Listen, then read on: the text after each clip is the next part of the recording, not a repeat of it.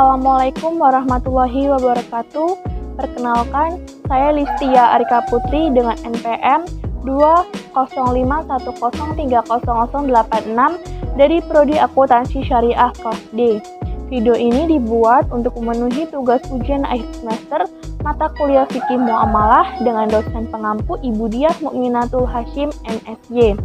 Di sini saya akan mereview jurnal yang berjudul Keluarga Berencana Perspektif Islam dalam Bingkai Keindonesiaan, nama penulis Al-Fauzi, penerbit Jurnal Lentera Kajian Keagamaan, Keilmuan dan Teknologi, volume 3 nomor 1 Maret 2017.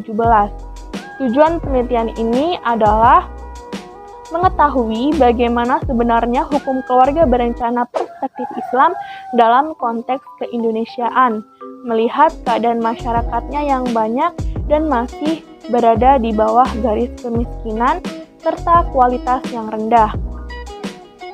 Jenis penelitian ini yaitu penelitian kepustakaan atau library research.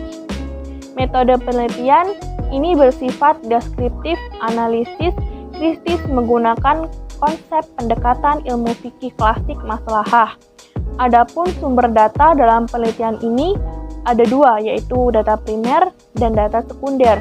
Data primer pertama dalam penelitian ini adalah Al-Quran, hadis, dan BKKBN.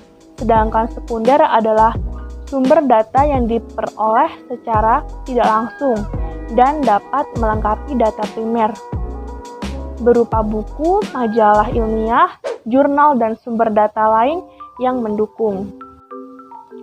Secara garis besar, jurnal ini membahas tentang program keluarga berencana yang diterapkan di Indonesia dan bagaimana pandangan Islam dalam hal tersebut. Indonesia merupakan salah satu negara dengan penduduk terbanyak di dunia.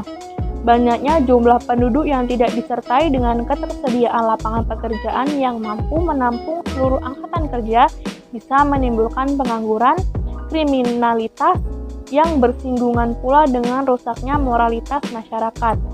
Salah satu cara yang dilakukan oleh pemerintah adalah dengan menggalakkan program keluarga berencana.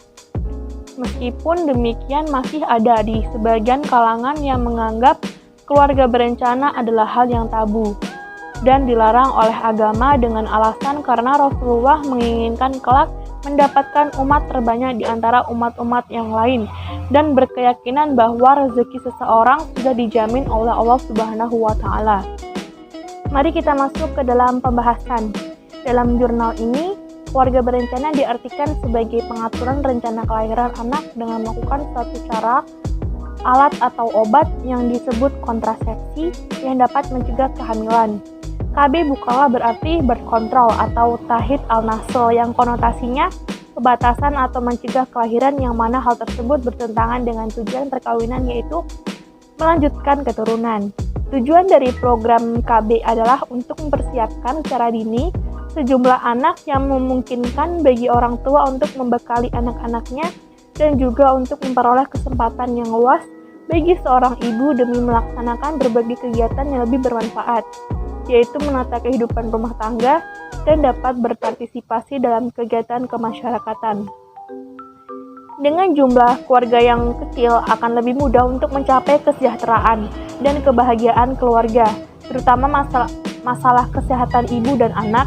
Seorang ibu yang sering melahirkan dapat mengandung berbagai resiko gangguan kesehatan berupa kurang darah, hipertensi, penyakit jantung, dan sebagainya. Jenis alat kontrasepsi diantaranya yaitu pil KB, suntikan, susuk KB, AKRD, sterilisasi, vasektomi atau tubektomi, dan alat kontrasepsi lainnya seperti kondom, diafragma, dan lain sebagainya. Dari beberapa macam alat kontrasepsi yang telah disebut di atas, seperti kondom, diafragma, tablet, vagina, dan tisu yang dimasukkan ke dalam vagina sebelum koitus, semuanya dapat dikategorikan azal yang tidak dipermasalahkan hukumnya. Namun yang masih dipermasalahkan hukumnya adalah penggunaan berbagai macam alat kontrasepsi teknologi seperti IUD, suntikan, pil susu KB, vasektomi, tubektomi, dan sejenisnya. Syed Abi Bakar berpendapat diharamkan menggunakan suatu alat yang dapat memutuskan kehamilan dari sumbernya. Hal ini telah disarih oleh kebanyakan ulama. Imam Ramli mengemukakan pendapatnya yaitu adapun suatu alat yang dapat menahan kehamilan untuk suatu masa tertentu tanpa memutuskan kehamilan dari sumbernya, hal itu tidaklah dilarang.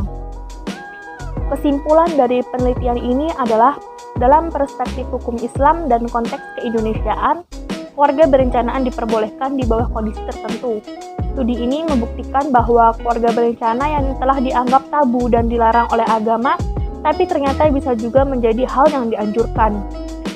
Islam memperbolehkan melakukan penjarangan anak atau penundaan kehamilan atau pengaturan memperoleh keturunan dengan azal dengan syarat mendapatkan izin dari istri dan penggunaan alat-alat kontrasepsi atau lebih dikenal dengan istilah keluarga berencana. Namun, ber-KB dengan cara sterilisasi yaitu vasektomi dari pria dan tubektomi bagi wanita, pada prinsipnya tidak dapat dibenarkan oleh hukum Islam karena telah merusak organ tubuh dan mempunyai efek negatif yang lebih jauh apabila salah satu suami atau istri meninggal.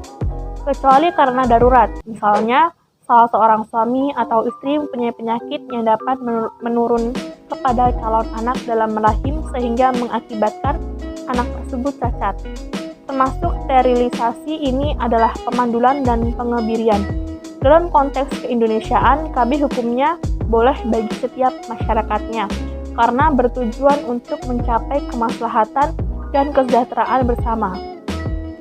Selanjutnya kita bahas mengenai kelebihan dan kelemahan jurnal. Kelebihan dari jurnal ini adalah penulis menggunakan dasar teori yang beragam dan relevan sesuai dengan permasalahan yang diteliti dalam penelitian. Selain itu, penulis menggunakan sumber-sumber dan literatur yang banyak sekali tersusun secara sistematis, dan bahasa yang digunakan mudah dipahami. Berdasarkan beberapa kelebihan ini dapat disimpulkan jurnal ini layak dijadikan referensi dan sambutan yang baik dari pembaca. Kelemahan pada jurnal ini yaitu peneliti ini tidak menulis menjelaskan secara langsung apa tujuan dari penelitian ini. Dalam jurnal tersebut penulis hanya menyampaikan materi saja. Nah, tadi yang dapat saya sampaikan, jika ada salah kata saya mohon maaf.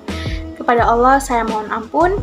Saya akhiri, wassalamualaikum warahmatullahi wabarakatuh.